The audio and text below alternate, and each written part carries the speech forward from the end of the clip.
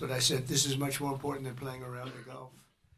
ប្រធានាធិបតីអាមេរិកលោក Donald Trump បានចេញមុខប្រកាសជំរុញឲ្យកម្ពុជានិងថៃគោរពបទឈប់បាញ់ជាការអំពាវនាវបន្ទាប់ពីកងកម្លាំងយោធាថៃបើកការបាញ់ប្រហារមកលើកងកម្លាំងរបស់កម្ពុជាជាថ្មីតាំងពីថ្ងៃទី7ខែធ្នូរហូតមកដល់ព្រឹកថ្ងៃទី9ខែធ្នូនេះបើតាមក្រសួងការពារជាតិកម្ពុជា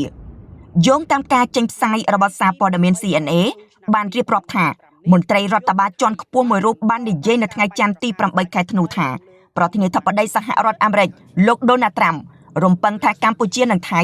គោរពទាំងស្រុង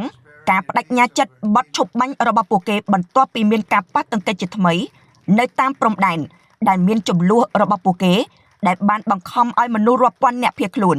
មន្ត្រីរូបនេះបាននិយាយនៅក្នុងលក្ខខណ្ឌមិនបញ្ចេញឈ្មោះថាប្រធានាធិបតីត្រាំបដិញ្ញាបន្តឈប់អំពើហិង្សាហើយរំពឹងថារដ្ឋាភិបាលកម្ពុជានិងថៃនឹងគោរពទាំងស្រុងនៅការបដិញ្ញាចិត្តរបស់ពួកគេក្នុងការបញ្ចប់ចំនួននេះក្រសួងការពារជាតិប្រកាសថាកម្ពុជាប្រកាន់ខ្ជាប់នៅការដោះស្រាយចំនួនដោយសន្តិវិធីស្របតាមច្បាប់អន្តរជាតិក៏ដូចជាសន្ធិសញ្ញាអនុសញ្ញានិងកិច្ចព្រមព្រៀងដែលមានស្រាប់ហើយប្រឆាំងនឹងការគំរាមឬការប្រើប្រាស់កម្លាំងសម្ដៅស្វែងរកដំណោះស្រាយមួយដែលយុត្តិធម៌ត្រឹមត្រូវយូរអង្វែងនិងស្របតាមច្បាប់អន្តរជាតិកម្ពុជាបញ្ជាក់ជាថ្មីនៅការបដិញ្ញាចិត្តយ៉ាងខ្ជាប់ខ្ជួន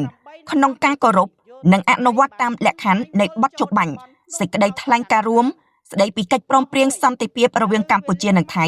ប្រកបដោយសុឆន្ទៈនិងការទទួលខុសត្រូវខ្ពស់បំផុត